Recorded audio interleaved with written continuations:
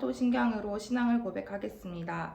전능하사 천지를 만드신 하나님 아버지를 내가 믿사오며 그 외아들 우리 주 예수 그리스도를 믿사오니 이는 성령으로 잉태하사 동정녀 마리아에게 나시고 본디오 빌라도에게 고난을 받으사 십자가에 못 박혀 죽으시고 장사한 지 사흘 만에 죽은 자 가운데서 다시 살아나시며 하늘에 오르사 전능하신 하나님 우편에 앉아 계시다가 저리로서 산자와 죽은 자를 심판하러 오시리라. 성령을 믿사오며 거룩한 공회와 성도가 서로 교통하는 것과 죄를 사하여 주시는 것과 몸이 다시 사는 것과 영원히 사는 것을 믿사옵나이다. 아멘.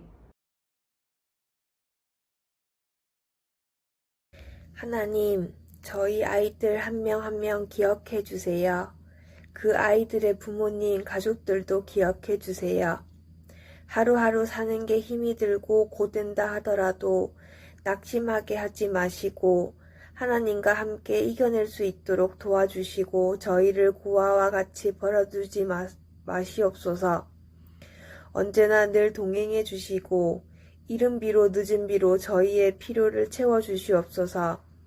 눈에 보이지 않게 섬기는 손길을 모두 그 중심을 봐주시고 기쁨으로 받아주세요.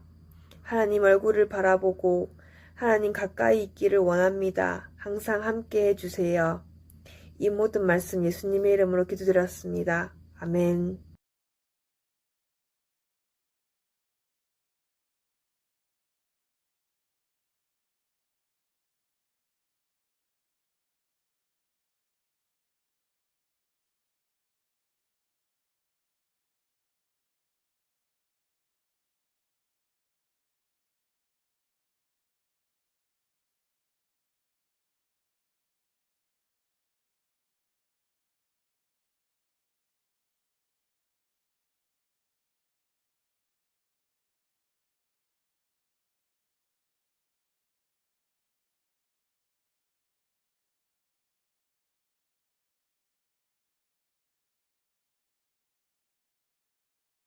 할렐루야. 사랑부 친구들, 선생님들, 9월입니다. 9월 한 달도 시작과 끝까지 우리 하나님께서 크신 은혜와 평강으로 늘 함께 하시기를 간절히 소망합니다. 오늘은 우리 요셉에 대한 이야기를 계속해서 살펴볼 건데요. 요셉의 오늘 그 애굽의 총리가 된 요셉이라는 제목으로 말씀을 살펴보려고 합니다. 오늘은 17살에 이 하루아침에 인생이 이렇게 바뀌게 된 그 요셉의 이야기를 계속 살펴볼 건데요. 지난주까지 살펴본 이 요셉이라는 사람은 어떤 사람이었습니까? 바로 그는 12명의 형제들 중 가운데 유독 이 아버지의 사랑을 독차지했던 그러한 인물이었습니다. 그런데 그를 좋게 보지 않았던 이러한 형제들이 하루는 이 들판에서 이 요셉을 이제 애굽의 노예로, 그 전에는 그를 죽이려고 먼저 했었죠. 그러다가 웅덩이 속에다가, 구덩이 속에다가 이제 그를 빠뜨렸다가 지나가는 그 노예 상인에게 자기 동생을, 이제 요셉을 애굽의 노예로 이렇게 팔아버리게 됩니다. 양을 치는 형들의 안부를 물으러 이렇게 아버지의 심부름으로 왔다가 하루아침에 날벼락을 맞은 거죠. 타국의 종으로 팔려가게 된 것입니다. 그는 애굽 바로왕의 경호대장이었던 그러한 집에 이렇게 노예로 이렇게 들어가게 되는데요. 그 절망적인 그 곳에서 노예로의 그런 삶을 이 요셉은 살아가게 됩니다. 참으로 대단한 것은 이 하루아침에 정말 자기가 원치 않았던, 생각도 할 수 없었던 그런 어떤 변화가 있었지만 그럼에도 불구하고 이 요셉은 자신에게 주어진 이 노예의 삶을 충실하게 살아간다라는 것이죠. 우리 같으면 하나님 갑자기 왜 이러십니까? 내 인생이 왜 이렇게 되었을까? 이렇게 원망하고 불평하면서 왜 내게 이런 일이 찾아왔냐고 이렇게 할 수 있을 텐데, 노예로 팔려간 이 경호대장의 그 집에서 그는, 요셉은 그 집 주인의 신임을 얻을 정도로 열심히 이렇게 노예의 삶을 살아가면서 그 집안의 가정 총무까지 오르게 되는 것을 보게 됩니다. 요셉이 만약에 내 인생이 왜 이렇게 꼬였을까? 왜 이렇게 되었을까 하며 자신의 신세 한탄을 하거나 자신의 삶을 두고 하나님을 향하여서 원망하고 불평했다라고 하면 여러분, 노예에게 무슨 소망이 있을까요? 노예가 열심히 살아본들 노예밖에 되지 않잖아요. 그러니 노예로서 열심히 살 필요가 있습니까? 대충 살다가 그냥 대충 이렇게 인생을 마감하려고 하는 생각이 들 텐데, 그럼에도 불구하고 소망이 없는 그 노예라는 그러한 신분 가운데서도 이 요셉은 그 일을 충실히 감당했다라는 것이죠. 그렇기 때문에 우리가 오늘 본문은 아니지만 오늘 본문 앞의 내용을 보면 이 요셉이 노예로 팔려간 그 애굽 대장의 집에서 노예 중에서도 가정 총무로 그리고 모든 살림을 도맡아 보는 그러한 자리에 오르게 된 것을 보게 됩니다. 그런데 이렇게 살아가는 그의 삶에서 또 한 번의 위기가 또 찾아오게 되는데요. 노예지만 이 경호대장 집안의 그러한 가정 총무로서의 자리까지 올랐기 때문에 어떻게 보면 조금이나마 그래도 이렇게 안정된 그러한 자리에 올랐다라고 볼 수 있는 거예요. 삶이 좀 평안하다라고 생각할 수 있을 텐데, 더 열심히 이러한 그 집안일을 이렇게 감당하려고 할 때에 그 주인의 아내가 자기를 유혹하게 됩니다. 요셉의 이 젊고 용모가 빼어난 이러한 요셉을 주인의 아내는 그냥 두지 않았다라는 것이죠. 자기와 잠자리를 같이 하자라고 매일매일 유혹을 하는 것입니다. 젊은 혈기에, 그리고 또 주인의 아내이니 그냥 둘만 아는 비밀로서 이러한 죄를 지을 수도 있었지만, 그러나 매일같이 자신에게 잠자리를 요구하는 이 여인에게 요셉은 이렇게 고백합니다. 내가 어찌 이 큰 악을 행하여 하나님께 죄를 지으리이까? 라고 고백합니다. 그러면서 거부를 하게 되죠. 그러던 어느 날 이 여인이, 집주인의 아내가 포기하면 되는데 어느 날 한날을 정해서 집안에 있는 모든 사람들을 다 내보낸 거예요. 그리고 이제 요셉과 단둘이 하게 됩니다. 그러면서 이 요셉을 끌어안게 되죠. 그러니까 요셉은 몸부림치면서 벗어나려고 하니까 자신의 웃옷이 벗어진 거예요. 그러니까 이 여인이 이제는 화가 나서 오히려 반대로 이야기를 하는 거예요. 저 종이 노예가 나와 잠자리를 하자고 나에게 찾아왔었다라고 하면서 오히려 이 요셉을 이렇게 그 잘못한 일을 저지른 사람으로 몰고 가는 것이죠. 그러니까 이 이야기를 들은 집주인이 화가 나서 그를 왕들의 신하들을 가둬두는 그 감옥에다가 이 요셉을 넣어두게 됩니다. 하루아침에 옥에 들어가게 된 거죠. 얼마나 억울할까요? 그런데 성경을 보면 요셉이 자신의 이 억울함을 호소하는 장면을 한순간도 볼 수가 없어요. 그는 자신의 신세를 한탄하는 그런 말들을 하지 않습니다. 원망이 없어요. 그는 왕의 제수를 가둬두는 그러한 감옥에 이제 죄인의 신분으로, 노예에서 죄인의 신분으로 들어가게 됩니다. 그리고 그곳에서 이제는 제수의 삶을 살게 되는데요.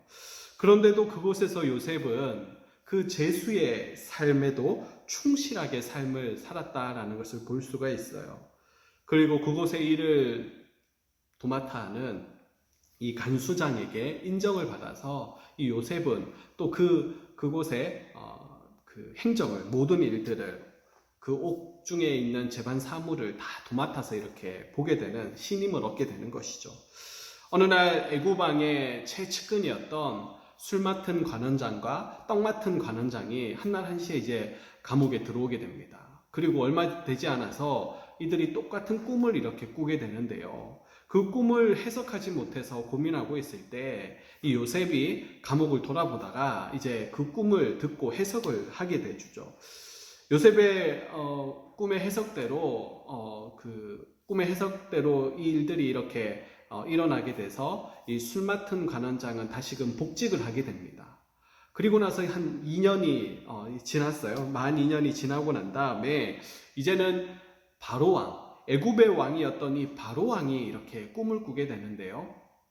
하루아침에 이렇게 꿈을 꾸게 되는데 한날은 이렇게 7 좋은 암소가 나일강 주변에서 갈대를 이렇게 뜯어먹고 있는 거예요. 그런데 이윽고 너무나 흉측하게 뼈밖에 보이지 않는 그 메말라 있는 그 7 소들이 나타나서 이 너무나 이렇게 튼실했던 이 좋은 암소를 다 잡아먹는 거예요.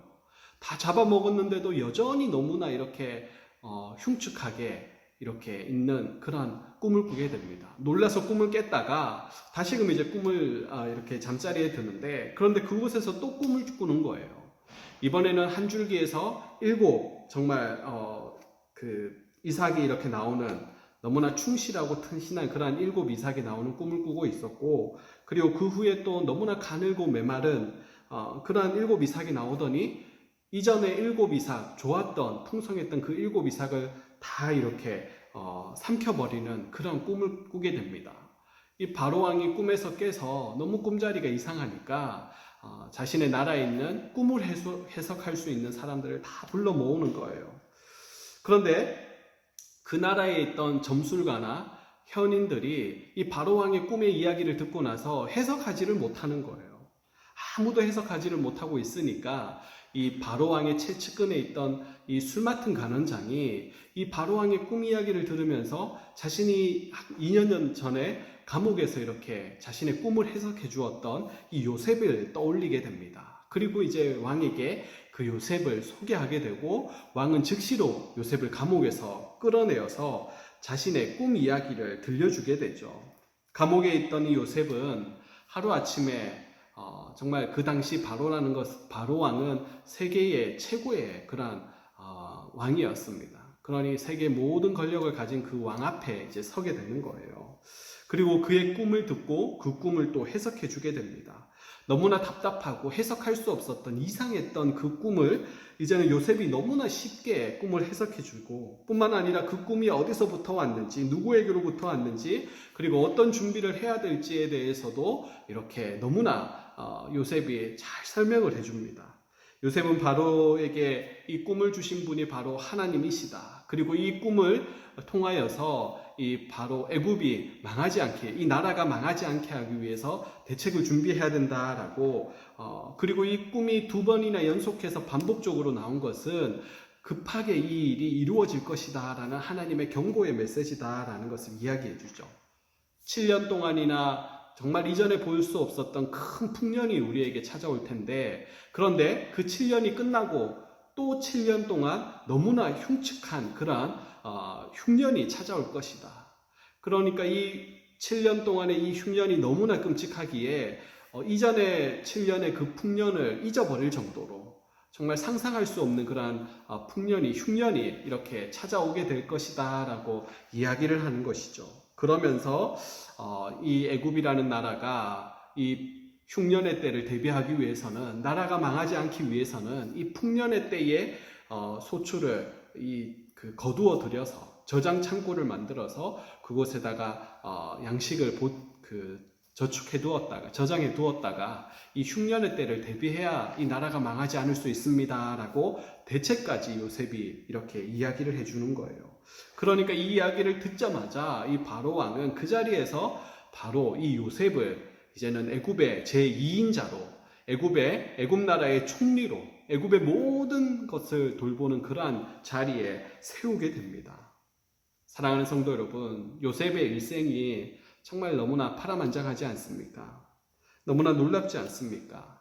한 가정에 11번째로 태어나 정말 아버지의 사랑을 독차지받던 그런 아들이었던 이 17살의 이 젊은 청년이 이제는 하루아침에 형들의 미움을 받아서 정말 그 타국에 언어도 서툴고 정말 물도 다른 그런 아무도 아는 사람이 없는 그 타국의 종으로 팔려왔다가 이제는 애매한 그 누명까지 쓰게 되어 감옥에까지 가게 되고, 뿐만 아니라 하루아침에 또 애굽의 최고의 자리에 오르게 되는 것을 오늘 성경을 통해서 우리는 보게 되는데요.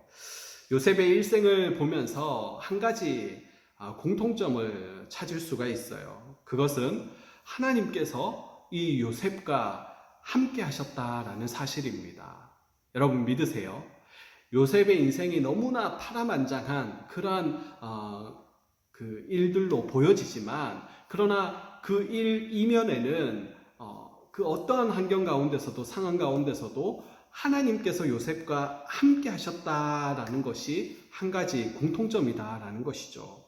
우리는 내 일이 잘 안 풀릴 때, 내 일이 잘 풀릴 때 우리는 하나님께서 나와 함께 하신다라고 우리는 생각하기 쉽습니다. 반대로 내 일이 잘 안 풀리면 어떻게 됩니까? 어려운 일이 찾아오고 힘든 일이 찾아오고 엎친 데 덮친 격으로 정말 아직 이 일도 해결하지 못했는데 더 큰 일이 찾아오게 되면 우리는 낙심하고 낙담하면서 하나님은 안 계신다, 하나님이 나를 버리셨다라고 우리는 생각하기가 쉬워요. 그런데 요셉의 일생을 보게 되면 그게 아니다라는 것이죠. 요셉이 형들에게 미움을 받고 정말 애굽의 그 노예로 팔려갔다가 그 애매한 고난을 받고 감옥에 들어가는 그 순간에도, 노예로 있는 그 순간에도 하나님이 함께 하셨고 하나님이 은혜를 베풀어 주셨고, 그리고 그가 감옥에 간 그곳에서도 하나님께서 함께 하셔서 또 은혜를 베푸셔서 또 그곳에서 모든 일들을 돌보는 그러한 자리에 오렀던 것처럼, 정말 요셉의 일생을 보면 그가 노예로 팔려갔을 때도 하나님께서 함께 하셨다, 그가 감옥에 갔을 때도 하나님께서 함께 하셨다, 그리고 그가 세상 최고의 권력을 가진 이 바로왕 앞에서 꿈을 해석할 때도 요셉의 말이 어떻습니까? 요셉은 자신과 이 하나님이 함께하고 계심을, 그의 입술에서는 그와 함께 하시는 그 하나님의 이야기를 들을 수가 있다라는 것이죠. 사랑하는 사랑부 친구들, 요셉처럼 하나님께서 언제 어디서나 저와 여러분과 함께 하시는 줄로 믿으시기를 바랍니다. 요셉처럼 갑작스러운 어려움이 엎친 데 덮친 격으로 우리에게 찾아올 수가 있어요. 이해할 수 없는 일들이 일어날 수가 있습니다. 정말 너무나 억울한 일들이 우리에게 찾아올 수도 있다라는 것이죠. 그럼에도 불구하고 우리는 요셉과 함께 하셨던 그 하나님께서 요셉의 인생을 형통하게 하셨다라는 사실을 우리는 알아야 한다라는 것이죠. 그러므로 우리가 기도해야 될 것은, 하나님 오늘도 나와 함께하여 주시옵소서, 하나님 오늘도 내게 은혜를 베풀어 주시옵소서라고 이렇게 기도해야 된다라는 것이죠. 요셉처럼 늘 언제 어디서나 하나님께서 우리와 함께 하신다라는 이 사실을 믿음으로 내게 주어진 환경을 가지고 불평하고 원망할 것이 아니라 그 가운데서도 하나님이 나와 함께하고 계신다라는, 그리고 하나님께서 내게 은혜 베풀어 주실 것이다 라는 이러한 믿음으로 살아가시는 저와 여러분 되시기를 주님의 이름으로 축원드립니다. 아멘. 헌금하시겠습니다.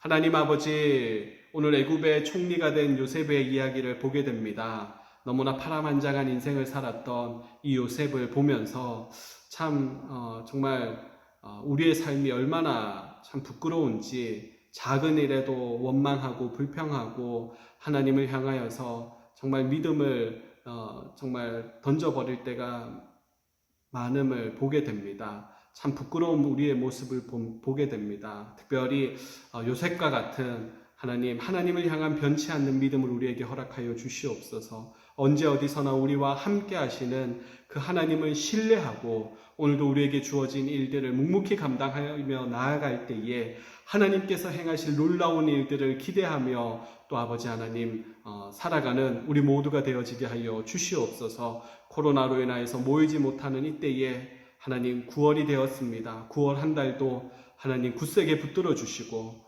언제 어디서나 늘 함께 하시는 하나님으로 말미암아 우리 사랑부 친구들, 선생님들, 아버지 하나님 늘 강건하게 하여 주시옵소서. 오늘도 귀한 예물 하나님 앞에 구별하여 올려드리오니 예물을 받아주시고 하나님의 나라를 위하여 귀하게 사용하여 주시옵소서. 감사합니다. 예수님의 이름으로 기도드리옵나이다. 아멘. 하늘에 계신 우리 아버지여, 이름이 거룩히 여김을 받으시오며 나라가 임하시오며 뜻이 하늘에서 이루어진 것 같이 땅에서도 이루어지이다.